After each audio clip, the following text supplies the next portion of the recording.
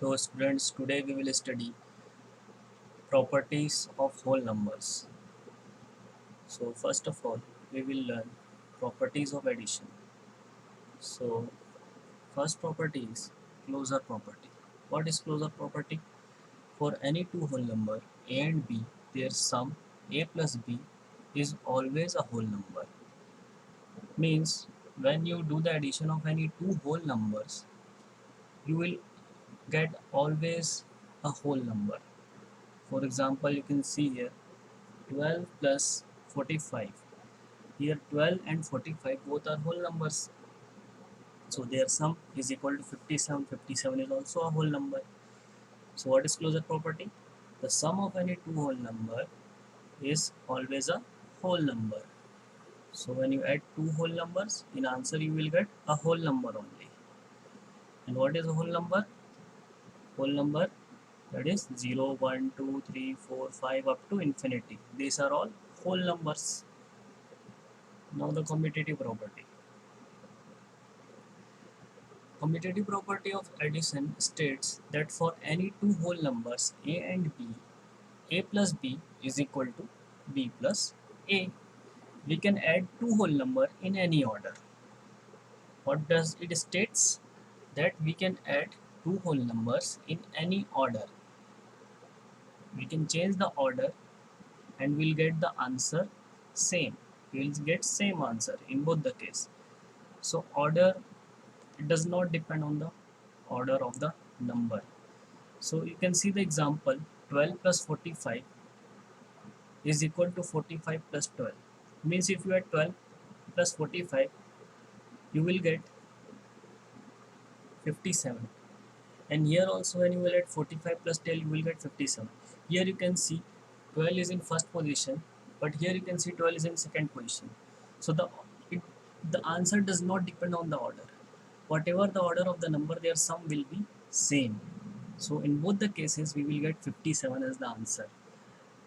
So this is the commutative property. The sum does not depend upon the order of the number. Okay. For example, on one more example, we can say that 3 plus 4 will be equal to 4 plus 3. In both the case, we'll get the answer 7. Now, associative property. For any three whole numbers a, b, c, a plus b plus c is equal to a plus bracket b plus c. So here you can see the bracket is there. So why is bracket is there? Means we are grouping the numbers. First, in the first case we have grouped the first two numbers. In the second case we have grouped the last two numbers. So in whatever way we are doing the grouping, we will get the same answer in both the cases. Okay, so the answer does not depend upon the way of grouping. We can group first two numbers firstly, and secondly, in the second case we can do the grouping of last two numbers. In both the cases we will get the same answer when we do the sum of these three numbers. So you can see the example here, 31 plus 24 plus 38. Here the grouping of the last two numbers is done, and here the grouping of the first two numbers is done. In both the cases we will get the same answer after doing addition. So first of all we will solve the bracket.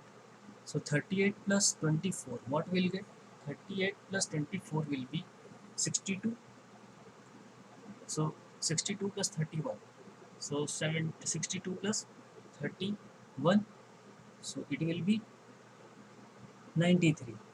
So here we are getting 93. Same in the second case, we have done the grouping of the first two numbers. So 31 plus 24, what will be the solution of answer of 31 plus 24? That is 24 plus 1, 25, and 25 plus 30, 55. Then 55 plus 38. So 55 plus 38, so 55 plus 8 will be 63, and then 63 plus 30, 93. So in both the cases we are getting the same answer, 93. So this is the associative property. Now the additive identity property. What is additive identity property? For every whole number a plus 0 is equal to a. Therefore 0 is called the additive identity. So when you add 0 to a number, you will get answer the same number. In answer you will get the same number. For example, 19 plus 0 you will get 19 only. 1 plus 0 you will get 1. 2 plus 0 you will get 2. 3 plus 0 you will get 3. So when you add 0 to a whole number, you will get that same whole number in the answer. Okay, so here 0 is called the additive identity. Okay, now we'll try some questions now. Find the sum by suitable rearrangement. We have to find the sum by suitable rearrangement. Suitable rearrangement means we have to arrange the number in such a way so that our calculation will become easy. So you can see here in the solution 1960 1962 plus 453 plus 1538 plus 647. So we have to add this, but by suitable rearrangement means we have to make the calculation easy. So how can we make the calculation easy? We can use here commutative property, means we can change the order of addition. We can change the order of the number. How can we change? See, this third position number we can bring it to the second position. Okay, and then this second position number has gone to the third position.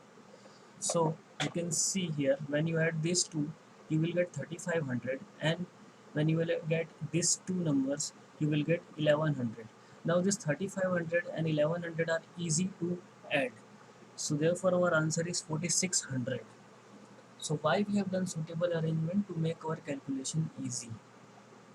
Suppose you would have added 1962 and 453, then it will be difficult to calculate. It will be time consuming actually. Okay, so to means consume less time, we have done the suitable arrangement. Similarly, you can see here in the second question 837 plus 208 plus 363. So what we have done here, we have brought 363 in the second position. So when we brought 363 in the second position and added to 837, we get 1200. Now this 1200 is easy to add to 208. So our answer is 14,408. If you would have added simply like this, then our calculation will become time consuming. Suppose I would have added 837 plus 208. So I would have got 1045. That is 1045. So it will be difficult to means it will be time consuming to do the addition of 1045 then 363. So rather than doing that, we have done the arrangement and we have brought this 363 in the second position, and we get the simplified number, that is 1200, and that 1200 we can verbal, now we can add it verbally, that is 1200 plus 208 will be 1408. Okay, so that's all for this. This is the property of addition we have covered. In the next video we will discuss properties of subtraction of whole numbers. Okay.